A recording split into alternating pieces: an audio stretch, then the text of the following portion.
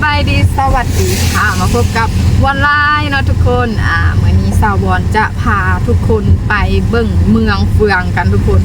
เมืองเฟืองแขวงเวียงจันทน์เนาะทุกคนที่ว่าเป็นเมืองท่องเที่ยวเนาะที่ว่าอยู่ใกล้บ้านสาวบอนเนาะจะเป็นแบบภูเขาเนาะทุกคนป่าไม้เนาะแล้วก็มีแม่น้ำจังซี่นะเป็นธรรมชาติสวยแหงงามหลายเนาะแล้วจะเป็นเอาใดเนาะสาวบอนจะพาทุกคนไปเบิ่งนำกันเลยเนาะทุกคน Let's go ตอนนี้สาวบอนก็ฮอดโพนโฮงแล้วเนาะทุกคนฝนตกแหงเนาะสาวบอนจะขึ้นทางด่วนเด้อขึ้นไปทางด่วนโพนโฮงหาหินเหิบเนาะทุกคนออกหินเหิบแล้วเราก็จะเดินทางตามเส้นทางไปเมืองเฟืองเนาะทุกคนเดี๋ยวสาวอนจะพาไปเบิ่งทางด่วนพร้อมเลยเนาะว่าจะเป็นแนวใดก็ไปเบิ่งพร้อมๆกันเลยเนาะฝนตกแรงหลายทุกคนเนาะได้ค่อยขับค่อยไปค่อยมาเนาะทุกคน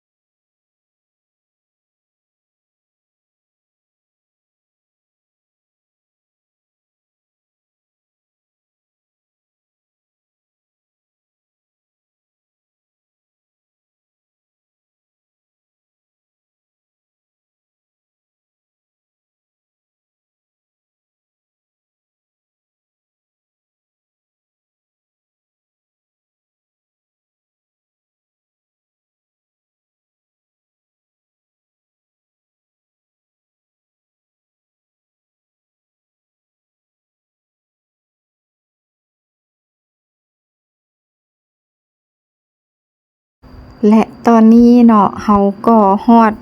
ทางออกของเมืองหินเหิบแล้วทุกคน แล้วเฮาก็จะออกทางนี้เนาะค่าทางด่วนจาก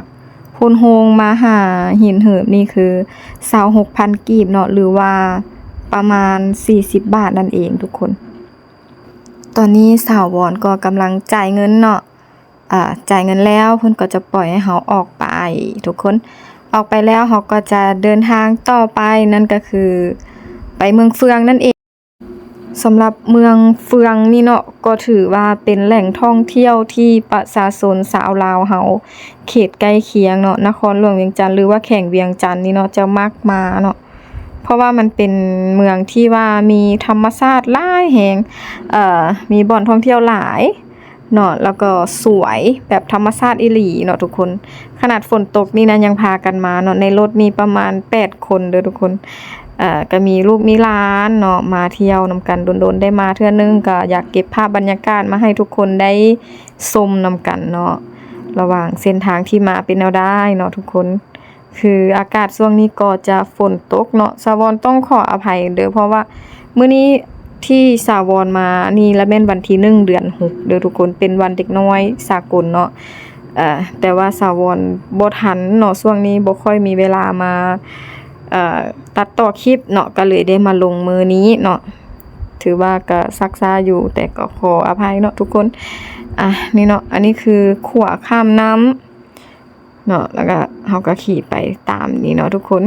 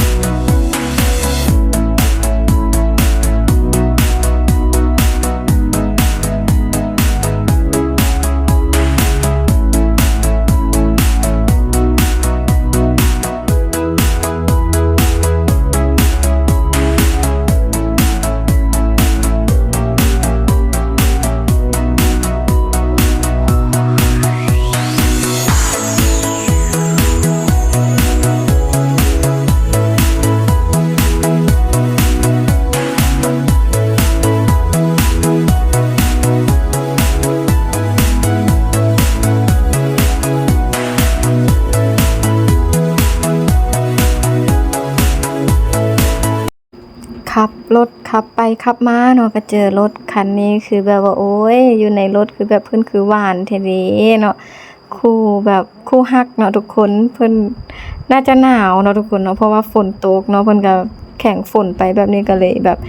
อากาศหนาวเพิ่นก็เลยให้ความอบอุ่นกันเนาะก็เลยกอดกันโซให้เฮาเบิ่งเลยก็อยากให้เกรงใจคนที่โสดคือสาววอนเด้อเนาะโอ้ยเนาะอันนี้ก็สาววอนเห็นแบบนี้ก็มีความสุขไปนำกันกับเพิ่นนั่นแหละเนาะทุกคนแฮปปี้เนาะทุกคนเนาะ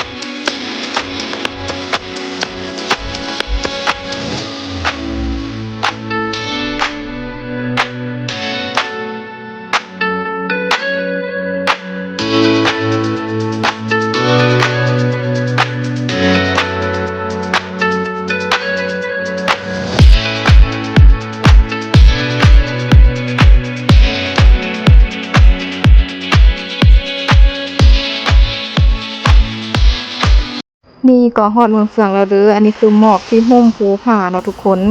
สวยงาม ตอนนี้เนาะเฮามาฮอดตัวเมืองเมืองเฟืองเนาะทุกคนเดี๋ยวเฮาจะเลี้ยวขวาขึ้นไปเนาะทุกคนนี่เนาะเฮาเลี้ยวขวาเข้าไปเลยเพราะว่าเส้นนี้จะเป็นเส้นที่ว่ามีบ่อนท่องเที่ยวหลายเนาะมีธรรมชาติหลายอันนี้คือเป็นจุดที่ว่าเพิ่นจะเฮ็ดบุญบังไฟหรือพอดีสาวรมาเจอขบวนเพิ่นแห่บังไฟเนาะทุกคนพอดีมื้อนี้ฝนตกเนาะก็จะเป็นแบบนี้อุ้ยบรรยากาศคือดีดีเนาะทุกคนเนาะอันนี้สาวรก็ได้มานี่เนาะทุกคนมาเห็นแบบแห่แบบนี้นะคือเขาเจ้าแห่แบบหลายแฮงทุกคนนี่เนาะก็จะมีแบบรถแห่นู่นนั่นนี่เนาะหลายๆคันให้เฮาได้เบิ่งได้ชมเนาะอันนี้คือบังไฟพญานาคเนาะทุกคนเนาะนี่เลยโอ้โหมีหลายคันเด้อเนาะทุกคนแต่ทางก็จะเป็นแบบนี้เนื่องจากว่าฝนตกตั้งแต่เช้าเลยตั้งแต่เมื่อคืนมาเนาะมาเดินทางก็จนเที่ยงจนสวยแล้วก็ยังแบบตกยิบๆอยู่เนาะนี่เนาะคือรถแห่เพิ่นก็แต่งได้งามทุกคนนี่คือพญานาคก็คือแบบโอ้โหงดงามสวยงามมากทุกคน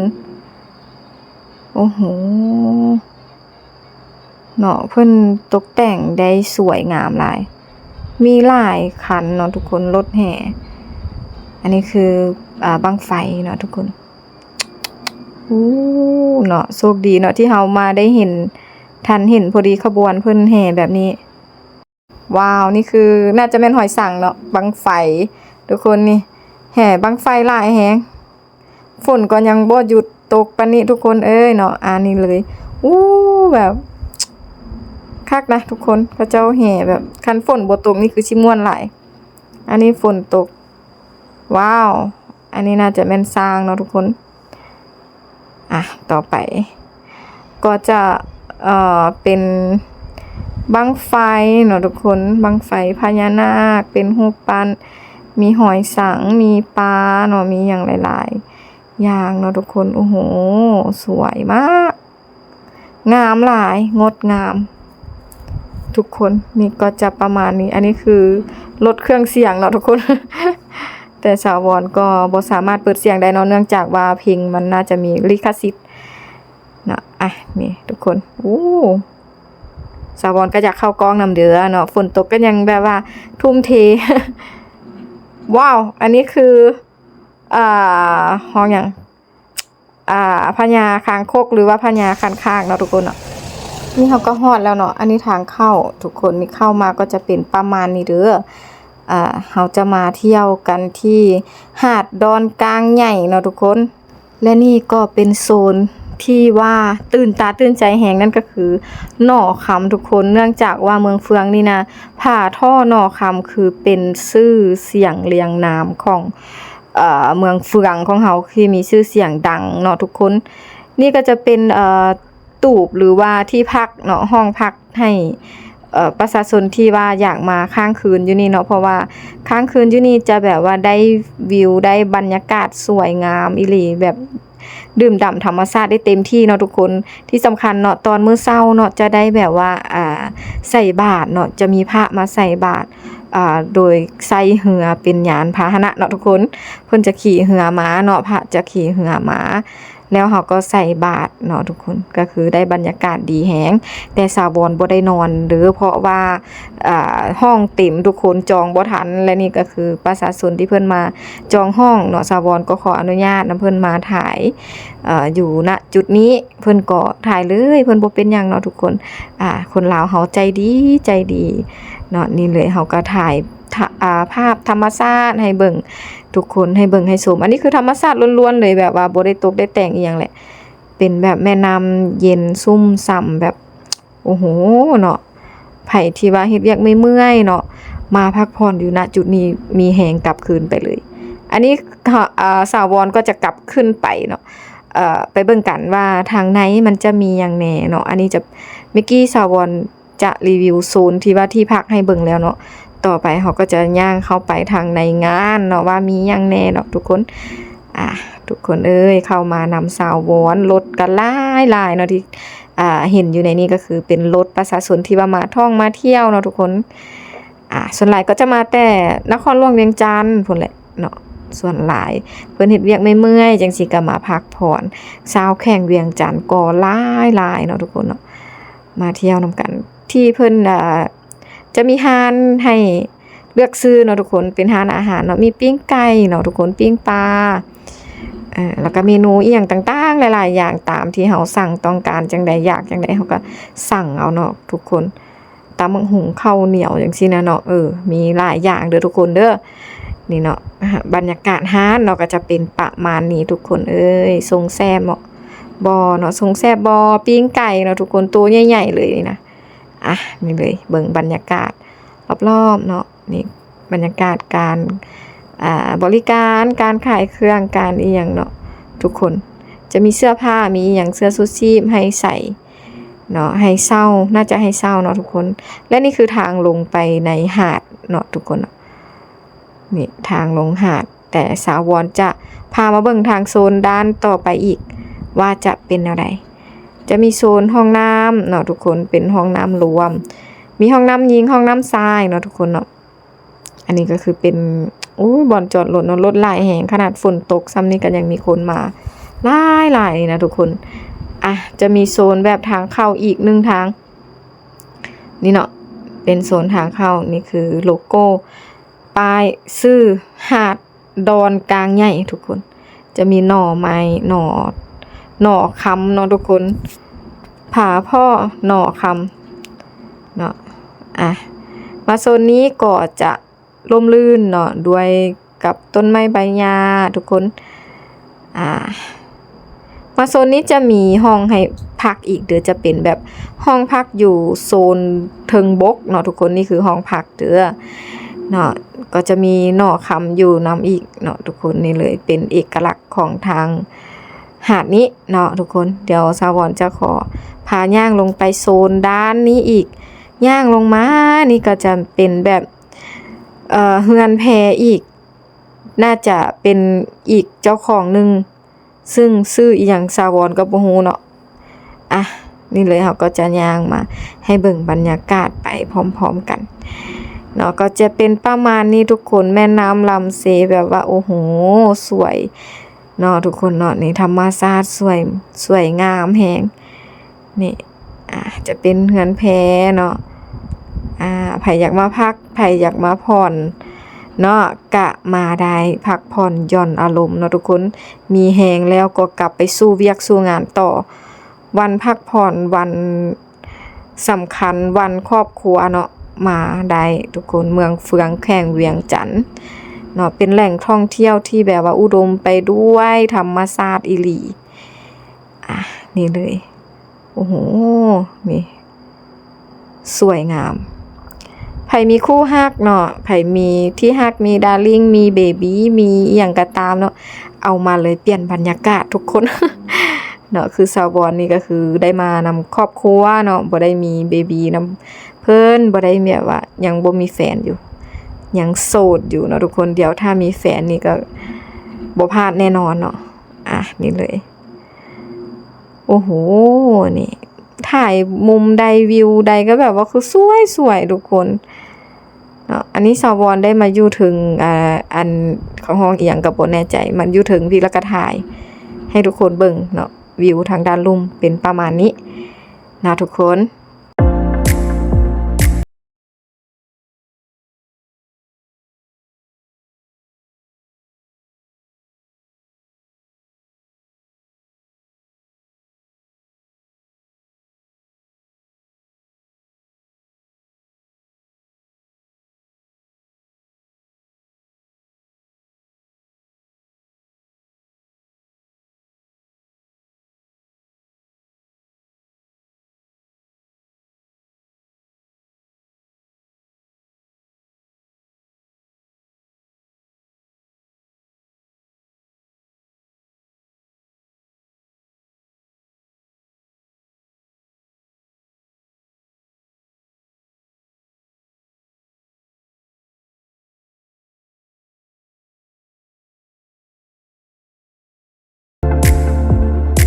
เลาะถ่ายคลิป